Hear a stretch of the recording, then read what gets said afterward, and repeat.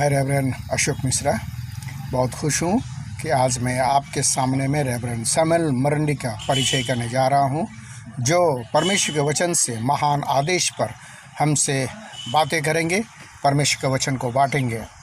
वह Pentecostal holiness church Islampur church में pastor के कार्य करते हैं और ईस्टर्न इंडिया कॉन्फ्रेंस में सेक्रेटरी और ट्रेजरर हैं।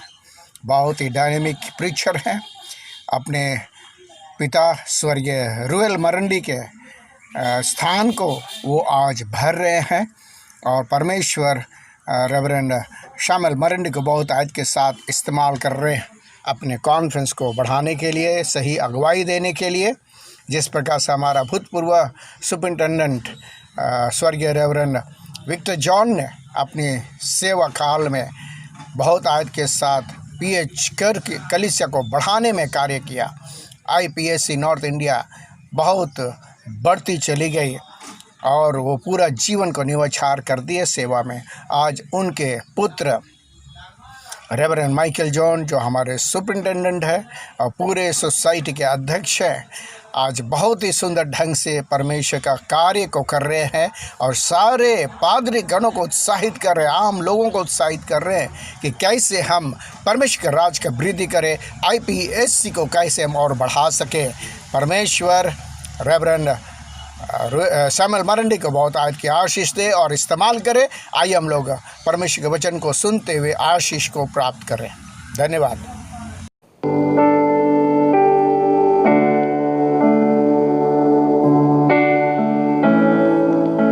आप सबों को जय मसीह की। मैं सैमुअल मरंडी प्रभु की सेवा को इस्लामपुर वेस्ट बंगाल में कर रहा हूं और आज मैं आप सबों के सामने एक विषय के बारे में बातचीत करना चाहता हूं और यह बाइबल की बहुत ही मुख्य विषय है और इस विषय को सारे लोग महान आदेश के नाम से जानते हैं और यह हम सबको जानते हैं कि यह बाइबल में कहाँ पाया जाता है। मैं आप सबों के लिए पढ़ देना चाहता हूँ। मत्ती सुसमाचार उसका 28 अध्याय और 18, 19 और 20 पद को मैं पढ़ देना चाहता हूँ। यहाँ इस प्रकार से लिखा हुआ है, यीशु ने उनके पास आकर कहा, स्वर्ग और पृथ्वी का सारा अधिकार मुझे दिया गया है, इसलिए तुम जाओ, सब जातियों के लोगों को चेला बनाओ और उन्हें पिता और पुत्र और पवित्र आत्मा के नाम से बपतिस्मा दो और उन्हें सब बातें जो मैंने तुम्हें आज्ञा दी है मानना सिखाओ। और देखो, मैं जगत के अंत तक सदैव तुम्हारे संग हूँ। ये जो आज्ञा है प्रभु यीशु की अंतिम आज्ञा है जो उन्होंने पुनरुत्थान के बाद अपने चेलों को दी और यह केवल अंतिम आज्ञा ही नहीं है बल्कि यह महान आदेश भी है।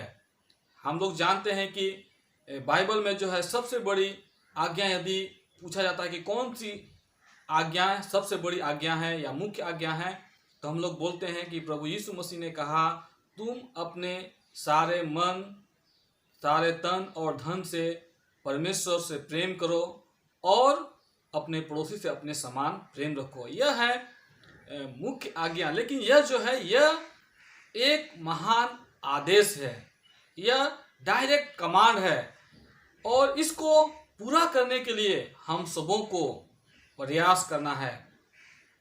और इसी आदेश को पालन करते हुए प्रभु यीशु मसीह के एक चेले थोमा ने इस भारतवर्ष में पैर को रखा और उसने आकर के इस भारतवर्ष में प्रत्येक जाति के लोगों के बीच में जाकर के लोगों को सुसमाचार सुनाया और उन्हें पिता, पुत्र और पवित्र आत्मा के नाम से बपतिस्मा दिया, चेला बनाया।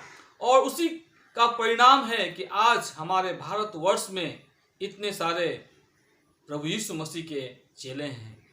आज उसी आज्ञा को, उसी आदेश को हमको और आपको भी पूरा करना है। बहुत बार हम डर जाते हैं कि हम कैसे हम बाहर को निकलें। बाहर बहुत परसिक्यूशन है, समस्या है, लेकिन यहाँ जो हम देखते हैं कि प्रभु यीशु मसीह ने लोगों अपने चेलों को लोगों के बीच में यूं ही नहीं भेज दिया, बल्कि उनको एक अधिकार, एक अथॉरिटी के साथ भेज दिया।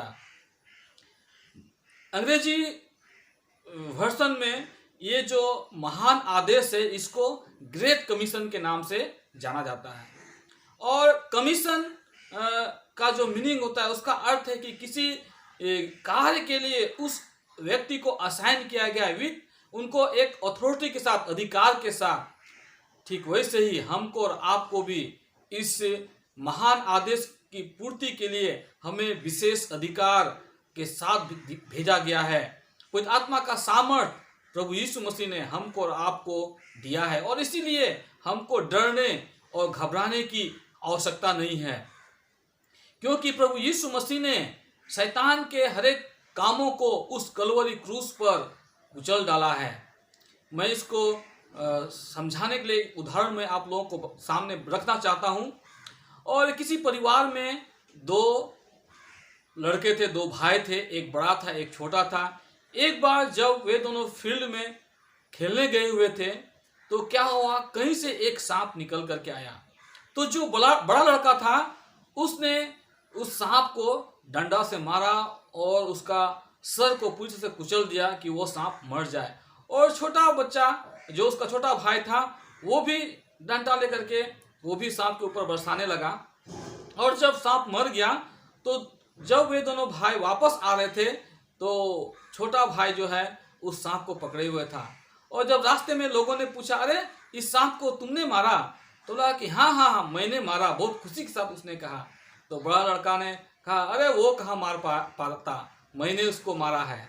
तो छोटा भाई जो है बहुत गर्व के साथ कहने लगा, अरे तुमने तो केवल उसका सर को कुचला था, उसका पूंछ जो हिल रहा था उसको तो मैंने मारा है। कहने का मतलब क्या है, प्रभु यीशु मसीह ने उस कलवरी क्रूस में शैतान के हर एक कार्यों को कुचल डाला है। थोड़ा बहुत जो भी हम परसिक्यूशन, जो भी समस्या हम देखते हैं, जिसको देख के हम डर जाते हैं, हमें घबराने की आवश्यकता नहीं है। हमें आगे बढ़ करके अपने कदम को बढ़ाने की आवश्यकता है। और हम देखते हैं कि कैसे शैतान हारते चला जाएगा, और जो बहुत सारे लोग अभी तक शैतान के जाल में फंसे हुए हैं उससे निकल करके प्रभु यीशु मसीह के पास आएंगे और वे सुसमाचार को ग्रहण करेंगे। इसलिए हमें सुसमाचार सुनाने के लिए निकलने की आवश्यकता है, और इस महान आदेश को पूरा करने के लिए अपने सहयोग को करना है। और पौलुस प्रेरित इस सुसमाचार सुनाने के विषय में बहुत ही ज़्यादा गंभीर थे। वे इसके महत्व को जानते थे, और इसीलिए इन्होंने घूम घूम करके प्रभु यीशु मसीह के सुसमाचार को सुनाया, उस महान आदेश का पालन किया, और बहुत सारी कलीसियाओं का स्थापना किया, हम जैसे जानते हैं। और एक जगह से मैं पढ़ देना चाहता हूँ, और जहाँ पर वह इस बात के महत्व को जानते हैं कि हमें जाना है, लोगों को भेजना है, ताकि लोग सुसमाचार को सुनाएं और उस महान आदेश का जो है पालन हो सके। मैं आप सबों के सामने पढ़ देना चाहता हूँ रोमियो की किताब, उसका 10 अध्याय और उसका मैं 15 पद से पढ़ दे रहा हूँ। यहाँ इस प्रकार से लिखा हुआ है, और यदि भेजे ना जाएं तो कैसे प्रचार करें? जैसा लिखा है, उनके पांव क्या ही सुहावने हैं जो अच्छी बातों का सुसमाचार सुनाते हैं, परंतु सब ने उस सुसमाचार पर कान ना लगाया। यशायाह कहता है, हे प्रभु, किसने हमारे समाचार पर विश्वास किया है? अतः विश्वास सुनने से, और सुनना मसीह के वचन से होता है। विश्वास जो है वो सुनने से होता है, और जब तक हम मसीह के सुसमाचार को नहीं सुनाएंगे या कोई नहीं सुनाएगा, उसको सुनाने के लिए कोई बाहर नहीं निकलेगा, तो कैसे लोग प्रभु यीशु मसीह पर विश्वास करें, कैसे उस महान आदेश का पालन होगा? और इसीलिए हमें बाहर निकलने की आवश्यकता, अपने कंफर्ट जोन से बाहर निकलने की आवश्यकता है। और उसके साथ साथ जो हम नहीं जा सकते हैं दुर्गम स्थानों में, उस कठिन जगह में, हम उस जगह के लिए हम प्रार्थना भी कर सकते हैं। और जिनके पास धन है वे अपनी आर्थिक सहायता को दे करके उस स्थान के लिए लोगों को सहयोग कर सकते हैं, ताकि वे उन कठिन जगहों में जा करके लोगों को सुसमाचार सुनाएं और उस महान आदेश का जो है वो पूर्ति हो सके। और इसीलिए आज बहुत सारे लोग उस महान आदेश की पूर्ति में लगे हुए हैं। आज आईपीएसी इंडिया भी उस महान आदेश की पूर्ति करने के लिए लगी हुई है और आईपीएसी इंडिया भी कोशिश करती है कि लोगों को उन दुर्गम स्थानों में भेजें, उन लोगों के लिए प्रार्थना करें, उन लोगों के लिए आर्थिक सहायता की वो उपाय करें और इस प्रकार से महान आदेश का पूर्ति होगा और लोग प्रभु यीशु मसीह को ग्रहण करेंगे और नई नई जगहों में और नई नई जातियों के बीच में प्रभु का राज जो है वो फैलता चला जाएगा। हम जितने लोग प्रभु यीशु मसीह के उस महान आदेश की पूर्ति में लगे हुए हैं, यह हमारे और आपके लिए एक सौभाग्य की बात है, क्योंकि जो लोग सुसमाचार को सुनाते हैं, जो उस महान आदेश की पूर्ति में दुर्गम स्थानों में लगे रहते हैं, उनके लिए स्वर्ग राज में बहुत बड़ा इनाम रखा गया है। और यशायाह नबी भी उसी बात को लिखते हैं। यदि हम लोग यशायाह नबी की किताब उसका 52 अध्याय और 7 पद में पढ़ेंगे तो यहाँ इस प्रकार से लिखा हुआ है, पहाड़ों पर उसके पांव क्या ही सुहावने हैं, जो शुभ समाचार लाता है, जो शांति की बातें सुनाता है और कल्याण का शुभ समाचार और उद्धार का संदेश देता है। उनके पांव क्या ही सुहावने हैं, जो पहाड़ों पर शुभ संदेश और उद्धार का संदेश को लेकर सुनाते हैं, क्योंकि वे लोग उस स्वर्गराज में पुरस्कृत किए जाएंगे, वे तारों के समान चमकेंगे और उनका बड़ा सम्मान उस जगह में होगा। मैं आईपीएसी इंडिया के जितने पायनियरिंग मिशनरी को मैं स्मरण करता हूँ, आज उनका कार्य ही हम लोग स्मरण करते हैं। वे इस धरती से चले गए, लेकिन उनका नाम आज भी स्मरण किया जाता है और जिन्होंने भी इस कार्य को स्मरण किया, जैसे कि हम लोग रेवरेंड एच हावर्ड, उन दोनों को हम लोग जानते हैं कि उन्होंने इंडिया में आकर के उस महान आदेश की पूर्ति के लिए अपने पूरे जीवन को दे दिया। आज वे अपने देश को वापस लौट गए, लेकिन फिर भी पूरे इंडिया में उनका नाम लिया जाता है कि उन्होंने आकर के बड़े कार्य को किया। उसके बाद और भी जो मिशनरी हुए और हमारे इंडियन मिशनरी भी जो हुए, जिनको मैं स्मरण करता हूँ, जो आज हमारे बीच में नहीं हैं, जैसे कि रेवरेंड विक्टर जॉन या मेरे पिताजी रेवरेंड रुएल मरंडी और भी जो लोग इन्होंने अपने जीवन को दे दिया उस महान आदेश की पूर्ति करने के लिए। आज वे हमारे बीच में नहीं हैं, लेकिन उनके कार्य लोग स्मरण करते हैं। ऐसे ही हम और आप भी यदि उस महान आदेश की पूर्ति के लिए अपने जीवन को हम दे देते हैं तो लोग हमें स्मरण रखेंगे। मैं अपने बाइबल कॉलेज के प्रोफेसर के एक वाक्य को मैं हमेशा स्मरण करता हूँ। वे इस बात को कहा करते थे, यदि आप चाहते हैं कि लोग आपको 1 दशक तक स्मरण रखें तो आप पेड़ को लगाइए। जैसे परिवार में यदि हमारे बुजुर्ग कोई पेड़ को लगा देते हैं तो हम लोग बोलते हैं, जब उसका फल हम लोग खाते हैं, कि ये तुम्हारे दादाजी ने इस पेड़ को लगा के गया है।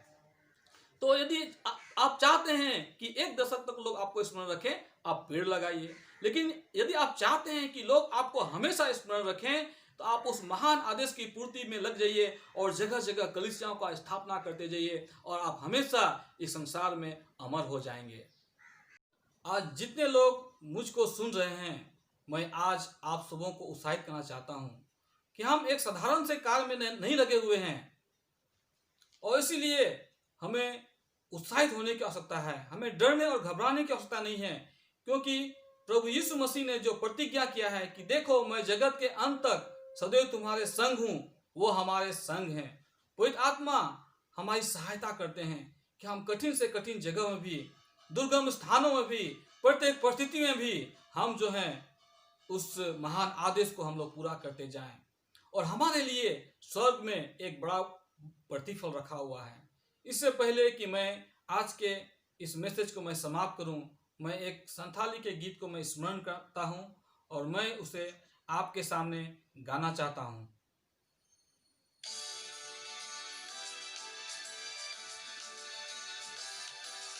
गोटा धरती दाना काटे भागी सोमवार पास नाव पे आपहन आसनो जी न्यू तुम पे चिला तो पे Ipilika pe julu man athono nyama pe langaharon sahakate Jisu then agu pe। यह गीत जो है यह हमें प्रेरित करती है कि हम पूरे संसार में जाएं, दुख उठाएं, कष्ट उठाएं और लोगों को प्रभु यीशु मसीह के पास लेके आएं और एक दिन हम मान और सम्मान को प्राप्त करेंगे और तारे के समान हम चमकते रहेंगे। आइए हम लोग प्रार्थना करें। प्रभु यीशु मसीह आपको हृदय से धन्यवाद देते हैं। हम आपके उस महान आदेश को हम स्मरण करते हैं प्रभु, और साथ ही साथ यह भी स्मरण करते हैं कि आपने हमें अकेले नहीं भेज दिया है, लेकिन आपने आत्मा को वो सामर्थ्य दिया है कि हम कठिन से कठिन जगहों में जाएं और सारे जातियों के लोगों को प्रभु हम चेला बनाएं और पिता पुत्र और पवित्र आत्मा के नाम से बपतिस्मा दें, और इसका एक बड़ा प्रतिफल आप हमें उस स्वर्ग राज में देने वाले हैं प्रभु। हमें से हर एक के हियाव को तू बढ़ा, पवित्र आत्मा की वो सामर्थ्य प्रभु कि हम पीछे नहीं हटे, बल्कि प्रभु जी हम सदैव नई नई जगहों में जाकर के हम तेरे सुसमाचार को हम लोगों तक सुना सके। इस छोटी सी दुआ को प्रभु यीशु मसीह के नाम से मांगते हैं।